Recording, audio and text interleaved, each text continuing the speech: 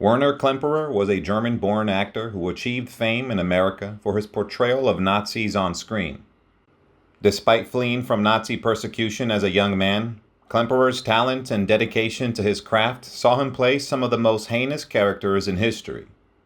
Klemperer's most famous role was that of bumbling Colonel Wilhelm Klink in the comedy series Hogan's Heroes, 1965.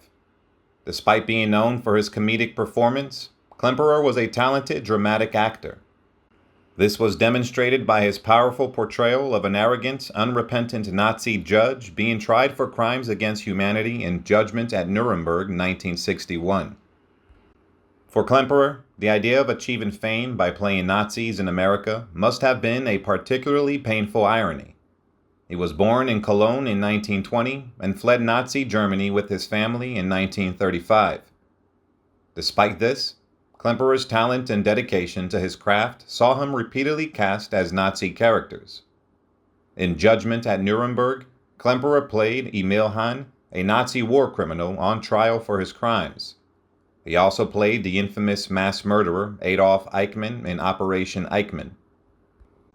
Werner Klemperer was a proud and talented actor who embraced the opportunity to play the role of Colonel Wilhelm Klink in the television sitcom Hogan's Heroes from 1965 through 1971. Even though the show was a comedy set in a German prisoner of war camp, Klemperer saw it as an opportunity to subvert the Nazi regime and challenge conventional ideas about comedy and art. For Klemperer, the chance to ridicule the Nazis on national television was downright liberating. He was part of a generation that saw comedy as a way to challenge authority and subvert traditional ideas about power and oppression. And by playing the bumbling, hyper-Teutonic Colonel Wilhelm Klink, Klemperer was able to do just that. But Hogan's Heroes was not without controversy.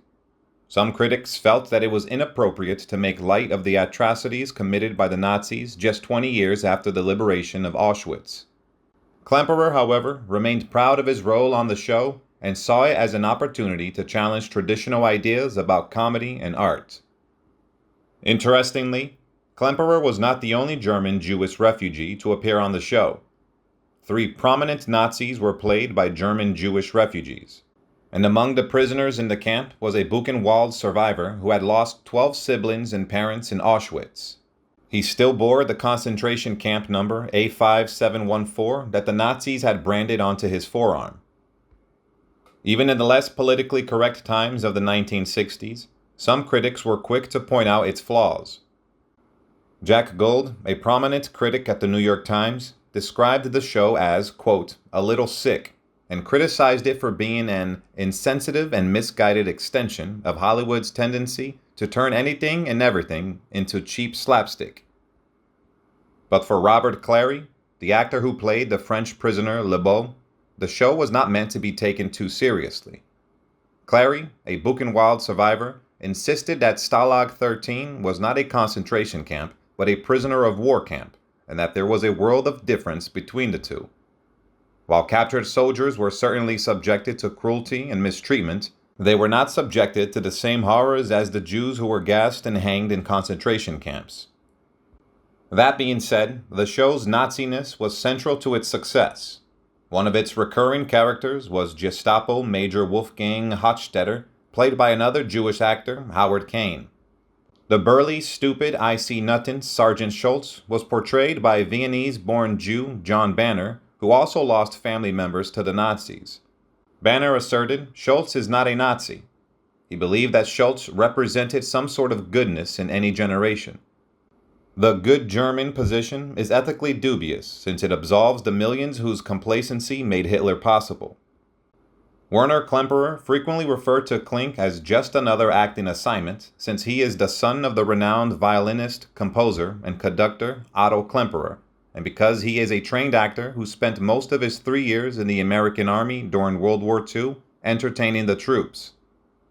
When people attempted to overanalyze Hogan's Heroes, he would reply, quote, I simply tell them that it was a funny show, a wonderful show, and I'm very proud of it. Never was it that easy. Once cast as the anal violin-playing, monocle-sporting Colonel Klink in the television series Hogan's Heroes, Werner Klemperer, a World War II veteran and German refugee, placed one condition. Klink would have to come out as the hero, or he would leave the show. He did not want the show to become an overly sweet version of the Stalag edition of I Love Lucy. Klemperer's subversive idea worked, as Hogan's Heroes became a charmingly subversive show. Colonel Hogan, played by Bob Crane, was the sane, smooth-talking, lady-killing, and wry center of the show. However, it was the characters of Klink and Schultz who were the most mimicked and memorable. During the pre-60s, American culture was dominated by a mischievous beat sensibility, which was reflected in the television shows of the time. One popular show was Get Smart, which poked fun at Cold War anxieties. Another was Beverly Hillbillies, which explored class anxieties by showcasing a fish-out-of-water family from the countryside who found themselves living in luxury. Similarly, Green Acres featured spoiled aristocrats trying to mix with regular folk. However, one show stood out from the rest, appealing to Americans who still had vivid nightmares from World War II. Hogan's Heroes offered a controlled topsy-turvy cantata that guaranteed an Allied victory, allowing viewers to laugh through their wartime trauma. The show's over-the-top tagline proclaimed, "If you liked World War II, you'll love Hogan's Heroes." During a time when people avoided discussing the Holocaust and the genocide of Jews, Hogan's Heroes provided a way to talk about the once unspeakable topic. Although it took 3 years to sell the first 3,000 copies of Elie Wiesel's memoir Night, which has now sold over 10 million copies, Hogan's Heroes became a hit. Despite criticism that Hogan's Heroes absolved the Nazis, most viewers knew that wasn't true. Laughing made the unthinkable more talkable. The show even became respectable. Werner Klemperer, who played Colonel Klink, was nominated for a Best Supporting Actor Emmy for all 6 seasons from 1965 through 1971, and won twice. In the ultimate pop culture compliment, Klemperer reprised his role as Colonel Klink on the camp classic Batman and decades later as Homer's guardian angel in The Simpsons. Werner Klemperer's 6 consecutive Emmy nominations for his portrayal of Colonel Klink in Hogan's Heroes seemed to indicate his true career dissatisfaction. The television industry was pleased that someone with his distinguished classical background would lower himself to appear on the small screen and add some sophistication to the lowest form of entertainment. Klemperer's upbringing was cultured and highbrow, thanks to his famous father, Otto Klemperer, a renowned conductor and composer. However, his Jewish-born father had converted to Catholicism and then back to Judaism, and his mother, Johanna Geisler, who was a soprano, raised him in the Catholic faith. He was a concert pianist and even received a Tony nomination for his performance as Herr Schultz in Cabaret. Klemperer's distinctive voice made him an ideal narrator for classical music performances, and he became a high priest of high culture, bringing classical music to the masses. Despite his success in the entertainment industry, Klemperer sometimes felt demoralized by the public's perception of him as just the actor who played Klink.